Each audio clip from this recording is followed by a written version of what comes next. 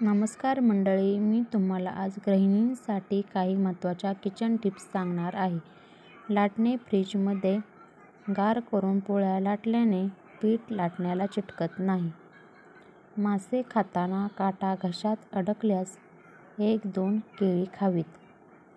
काजू व इतर ड्रायफ्रूटमध्ये कीड लागू नये म्हणून डब्यात 2-3 लवंग टाका. कारल्याची भाजी करताना त्याचा कडूपणा घालवण्यासाठी चिरलेल्या कारल्याच्या चकत्या काही वेळापर्यंत ताकात बुडवून ठेवाव्यात. स्वयंपाक करताना जळलेली भांडी साफ करण्यासाठी त्यात अर्धा चमचा रांगोळी आणि अर्धा चमचा कोणतीही डिटर्जंट पावडर टाकून भांडी घासा. भांडी स्वच्छ होतील. बागकाम वगैरे केल्यानंतर हात स्वच्छ व नरम राहावेत यासाठी चमचाभर गोड्या तेलात चमचाभर साखर मिसळून हातावर रगडा. नंतर पाण्याने धुवून टाका. पोट बिघडलेले असते तेव्हा आल्याचा व लिंबूचा रस एकत्र करून थोडं मीठ कालवून घ्या, बरं वाटेल. घरातील कोणताही पंखा, एक्झॉस्ट फॅनसुद्धा स्वच्छ ठेवायचा असेल तर रॉकेलमध्ये कापडाची चिंदी बुडवून त्याने फॅन घासून पुसा. भाज्या फ्रीजमध्ये ठेवताना एक कोरडा स्पंजाचा तुकडा त्याबरोबर ठेवा. 2-3 दिवसांनंतर स्पंजाचा तुकडा पिळा व त्यातील पाणी निघून गेल्यावर भाजीच्या बॉक्समध्ये पुन्हा ठेवा. कपड्यावरील तेलाचे डाग घालवण्यासाठी त्या डागांवर थोडं पेट्रोल चोळा आणि नंतर ते कपडे धुवा. डोसा बनवताना डोश्याचे पीठ तव्याला चिकटू नये म्हणून वांग्याचा किंवा कांद्याचा तुकडा तेलात बुडवून तव्यावर चांगला फिरवावा. हिवाळ्यात खोबऱ्याचे तेल घट्ट होऊ नये म्हणून त्यात कॅस्टरचे ऑइलचे थेंब टाका आणि चांगले हलवून घ्या. पावसाळी दमट हवेत खोबऱ्याचे तेल तसेच ठेवू नये. 1च्या 2 वाट्या करून उडीद डाळीत ठेवाव्यात, म्हणजे त्यांना बुरशी न लागता त्या चांगल्या राहतात. तोंडात फोड झाल्यास एक हाताचे बोट दुधावरील साईत बुडवा आणि त्या जागी लावा, आराम होईल. लाल मिरची दळायला देण्यापूर्वी तिला मोहरीच्या तेलाचा हात लावावा. वर्षभर लाल रंग राहतो. वर्षभराचे तिखट मसाला, हळद यांना कीड लागू नये म्हणून हिंग टाकून ठेवावा. पुरण शिजवताना डाळीबरोबर 1 मूठभर तांदूळ घालावे, म्हणजे पुरण चांगले घट्ट होते. पुरणाची, गुळाची, सांज्याची किंवा खव्याची पोळी करताना कणकीत किंचित सोडा घालावा. पोळ्या हलक्या होतात. शिरा करताना रवा निम्मा भाजल्यानंतर ओल्या नारळाचा चव घालून पुन्हा भाजावा. नंतर नेहमीसारखा शिरा करावा, जास्त चवदार होतो. पुरण शिजवताना हरभऱ्याच्या डाळीतच चमचाभर तूर डाळ टाकली की पुरण चांगले शिजते व आमटीला कटही चांगला येतो. मेथी न भिजवता मेथीचे लाडू करायचे असल्यास मेथी चांगली भाजून घेऊन पावडर तयार करून रव्याबरोबर लाडू करावेत. बेसन लाडू करताना हरभरा डाळ भट्टीतून भाजून नंतर डाळ दळून त्याचे लाडू करावेत. तूप कमी लागते. बेसन चटकन भाजले जाते. डाळ भाजल्यामुळे पौष्टिकपणा वाढतो. लाडू पचायलाही हलके होतात, खमंग होतात. गोड बुंदी बर्फीचे लाडूचे तुकडे उरल्यास दूध व ब्रेड घालून खीर किंवा पुडिंग बनवावे. श्रीखंड फसफसू नये म्हणून चक्का फेसावा व साखरेत साखर भिजेल एवढे दूध घालून साखर अर्धवट विरघळली की फेसलेला चक्का घालावा व कालवावे. आंब्याचा रस श्रीखंड आंबट असल्यास त्यात थोडा खाण्याचा सोडा दुधात विरघळून घालावा. सर्व आंबटपणा निघून जातो. आंबट पदार्थात खूप साखर घातल्यास चव वेगळी लागते. गुलाबजाम हमखास चांगले होण्याकरिता खवा मळताना त्यात अर्धी वाटी पनीर मिसळावे. पनीरमुळे पाक आतपर्यंत शिरतो आणि गुलाबजाम हलके होतात. मेदूवडे करताना वड्याचे पीठ पातळ झाल्यास त्यात बारीक रवा मिसळावा. वडे कुरकुरीत होतात. कोणत्याही प्रकारची थिरडी करताना कांदा कापून घालण्याऐवजी खिसून घालावा. त्यामुळे थिरडी छान व कुरकुरीत होतात.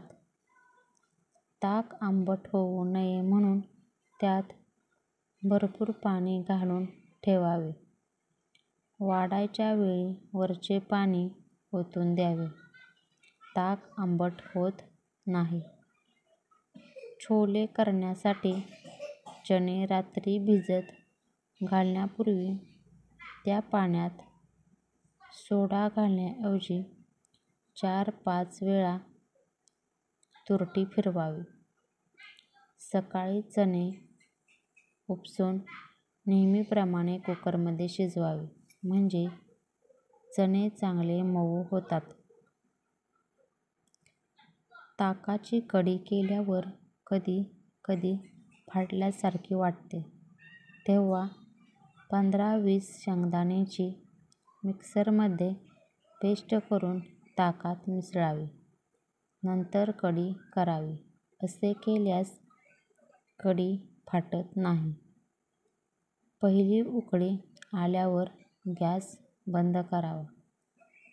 काही भाज्या चिरल्यानंतर हाताला काळे डाग पडतात व ते लवकर जात नाहीत.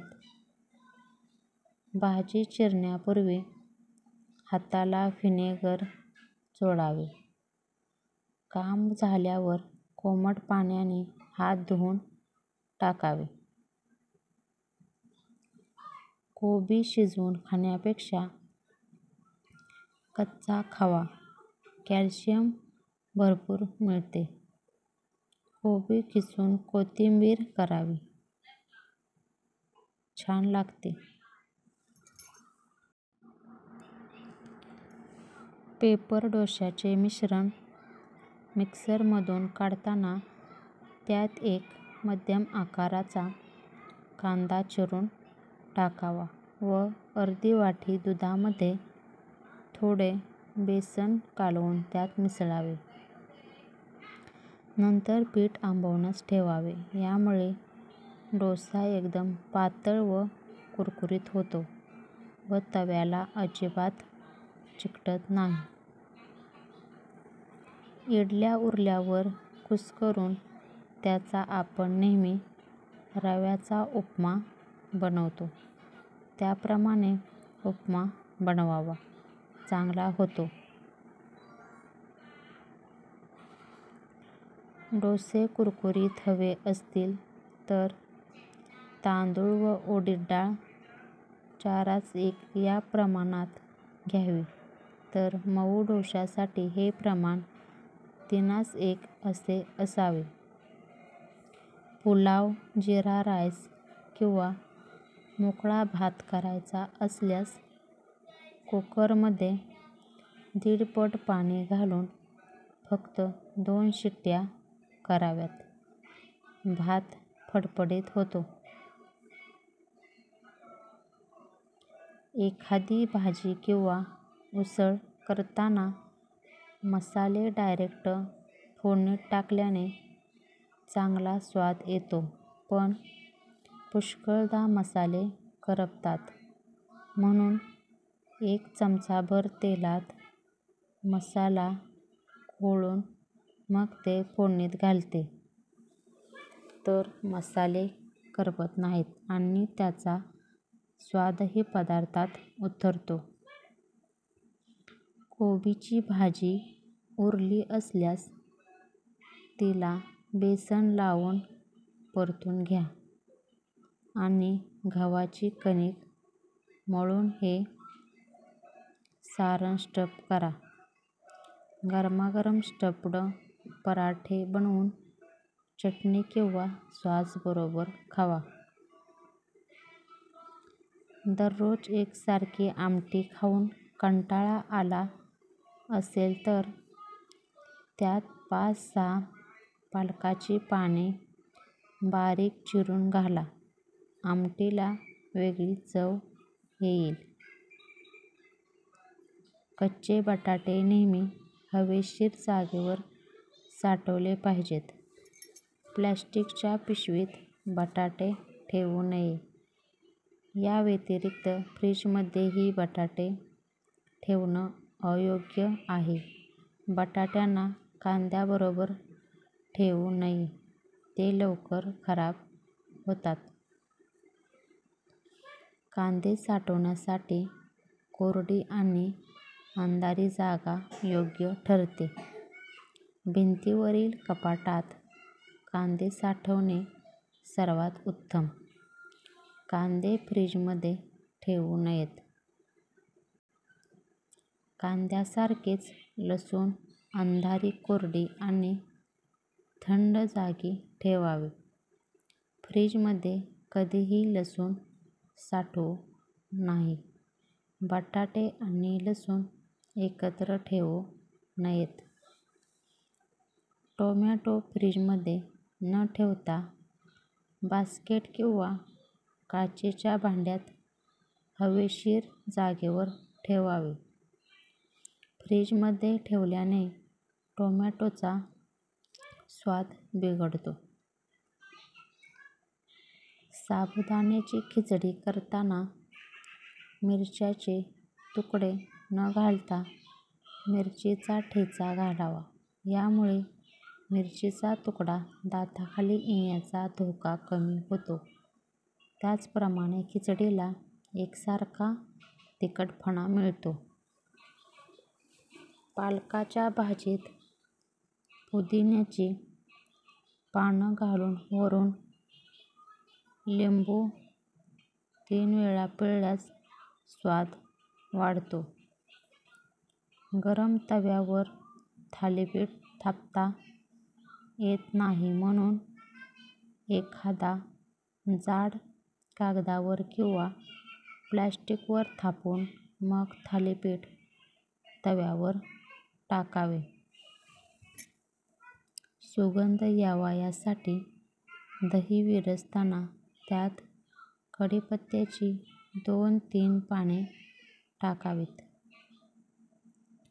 बुंदीचे लाडू उरल्यास दूध घालून त्याची खीर करावी. ही खीर चवीला छान लागते. स्वयंपाकघरात एखादा वस्तूनं पेट घेतल्यास त्यावर मीठ आणि खाण्याचा सोडा टाकावा. यामुळे आग पटकन विझते.